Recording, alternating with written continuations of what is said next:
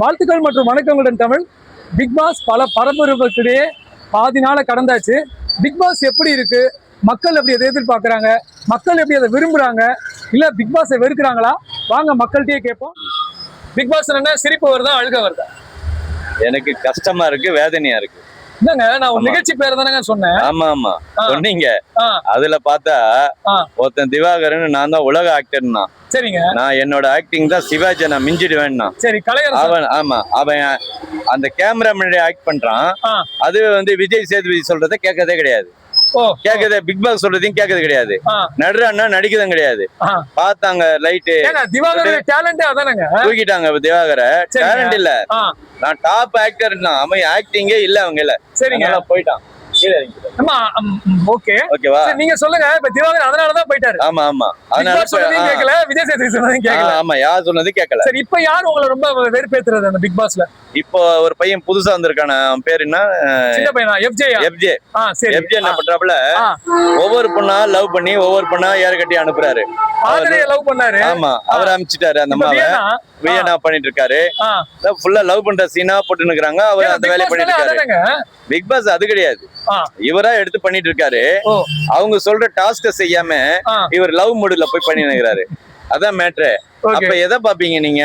பாக்க எரிச்சல் தான் வருத ஒழிய சந்தோஷமே கிடையாது. இல்ல, அதாவது பிக் பாஸ் நிகழ்ச்சியில ஒரு ஒழுக்கம் இருக்கணும்ன்றீங்களா? ஆமா, ஒழுக்கம் இருக்கணும். ஏங்க, அது ஒரு ஜாலி நிகழ்ச்சி தானேங்க? ஜாலி நிகழ்ச்சி சார்.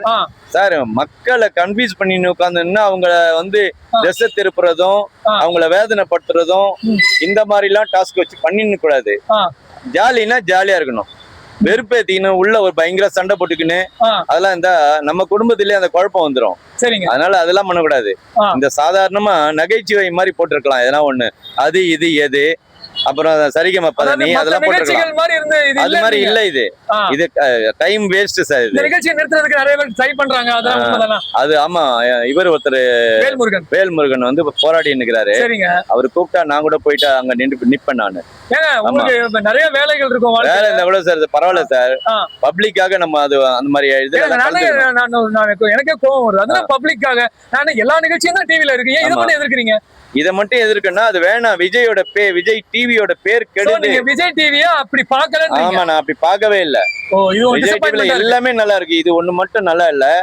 அது ரொம்ப கன்றாவியா இருக்குது. இப்ப அது இதுலாம் நல்லா இருந்தது. அதுவும் இப்போ வந்து ட்ராக் சரியில்லை. அந்த ஃபர்ஸ்ட் கிளாஸா மாகாப்பா நடத்துறது ரொம்ப நல்லா இருக்கும். இப்ப அதுவும் நல்லா இல்ல. விஜய் டிவில ஏதோ ஒரு சில விஷயங்கள் சரியில்லை. ஏதோ பண்றேன்னு புதுமைய புகுத்துறன்னு சொல்லிட்டு கன்றாவி ஐட்டத்தை எல்லாம் புகுத்தி மக்களை கெடுக்கிறாங்க. அப்ப என்ன ஆகும், இவங்களோட ரேட்டிங் வந்து கம்மியாகி வேற சேனலுக்கு மாறிடுவாங்க. விஜய் டிவிக்கு ஒரு போராத காலம். போராத காலமா அது அவங்கதான் முடிவு பண்ணிக்கணும். நமக்கு பிடிக்கல. என்ன மாதிரி நிறைய பேருக்கு பிடிக்கல. எங்களை மாதிரி ஏஜ் உள்ளவங்களுக்கும் பிடிக்கவே இல்லை. சுத்தமா பிடிக்கல. முக்கியமா பிக் பாஸ் சுத்தமா பிடிக்கல. ஆமா. ஓகே, நீங்க சொல்லுங்க, பிக் பாஸ் எப்படி இருக்கு? பிக் பாஸ் இந்த வருஷம் சரியில்லைங்க சார். என்ன காரணம்? பார்ட்டிசிபென்ட்ஸா இல்ல சோல சண்டை கிட்ட போறது? சரியா ஆக்டிவிட்டி சரியா பண்ண மாட்டாங்க, சண்டை போடுறாங்க அடிக்கடிக்கு. சண்டை போடுறதுதானங்க பிக் பாஸ்.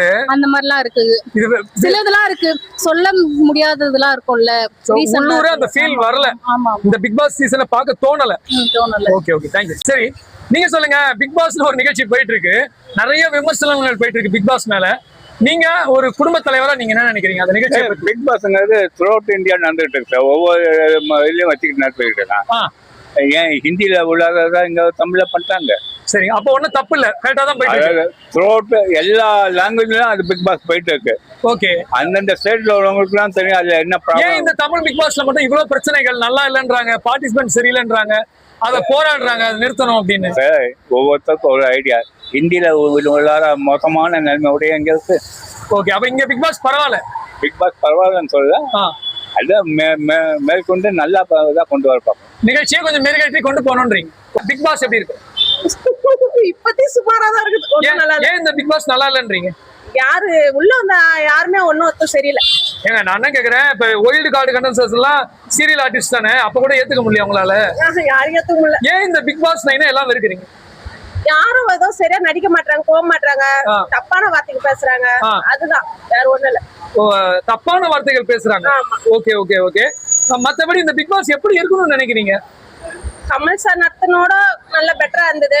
இவரு நல்லா தான் நடத்துற, இவரு குரலா சொல்லல, சரி. கொஞ்சம் இதுவாதான் இருக்கு. நான் என்ன கேக்குறேன், நம்ம எல்லா நிகழ்ச்சியும் பாக்குறோம், இந்த பிக் பாஸ் மட்டும் ஏன் இவ்வளவு விமர்சனம் பண்றோம், என்ன காரணம்?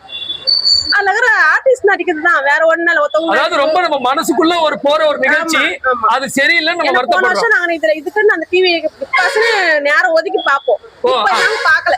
முந்தி போன BB8 அப்படி பாத்தீங்க, இப்ப ஒதுக்க முடியாத அளவுக்கு வெறுப்பாயிடுச்சு. ஓகே, இந்த BB9 நிறுத்தணும்ன்றாங்க, அது உண்மையா? நிறைய பேர் போராட்டம் எல்லாம் பண்றாங்க. உங்களுக்கு அந்த மாதிரி ஆர்வம் இருக்கா? அதெல்லாம் இல்ல, அந்த மாதிரி எல்லாம் இல்ல, நிறுத்த வேண்டாம். ஓகே ஓகே, சொல்லுங்க பிக் பாஸ் எப்படி இருக்கு? என்ன நான் பாக்குறது இல்ல, ஆனா சொல்லிக்கிறாங்க என்ன சொல்றாங்க? பிரச்சனையா இருக்கு.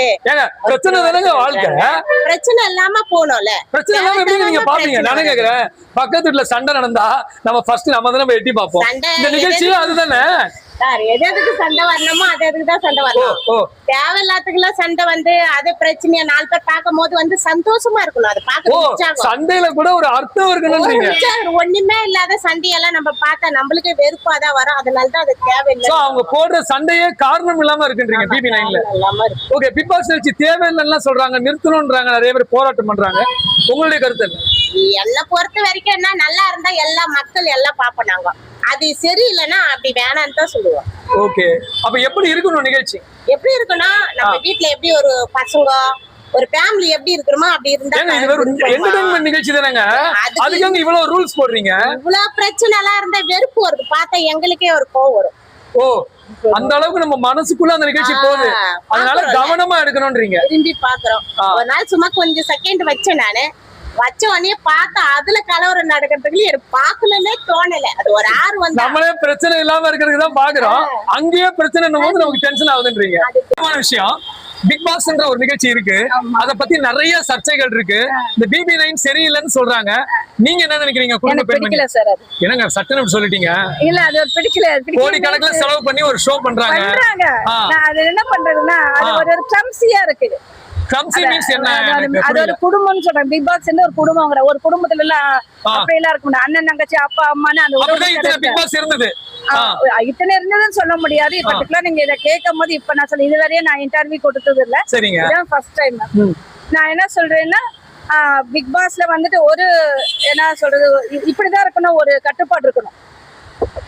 அதுக்கும் ஒரு கண்டிஷன்ஸ் இருக்கணும். ட்ரெஸ்ஸிங் சென்ஸ் சொல்றீங்க, ட்ரெஸ்ஸிங் சென்ஸ் இருக்கணும், பேச்சு வழக்கு இருக்குது. இன்னொரு விஷயம் வந்துட்டு, யாரோ யாரோட தெரியாம உள்ள போகும்போது அண்ணா தங்கச்சி, அண்ணா அப்பா அம்மா எங்க ஒரு உறவுல போகும்போது அந்த உறவு கொண்டாந்து ஒரு மரியாதை அங்க இருக்கும். சும்மா பொய்யா நடிக்க கூடாது. நான் என்ன கேக்குறேன், இது ஒரு என்டர்டெயின்மென்ட் இல்ல, நான் கேக்குறேன் இது ஒரு என்டர்டெயின்மென்ட் நிகழ்ச்சி தானே, ஏன் இந்த நிகழ்ச்சிக்கு இவ்வளவு கண்டிஷன் போடுறீங்க? எல்லாரும் கண்டிஷன்லாம் கிடையாது, இது ஓவரால் பாக்குறாங்க சார். என் குழந்தைங்க கூட பாக்குறாங்க. இது வந்து குடும்பமே பார்க்கக்கூடிய ஒரு நிகழ்ச்சி. அப்ப நீ குடும்பம் பாக்குற மாதிரி வையன்றீங்க. ஆமா, இது விஜய் டிவி என்பது ஒரு சீரியல் வரும் பாருங்க, குடும்பம், அந்த பாண்டியன் ஸ்டோன்ஸ் எல்லாம் வருது.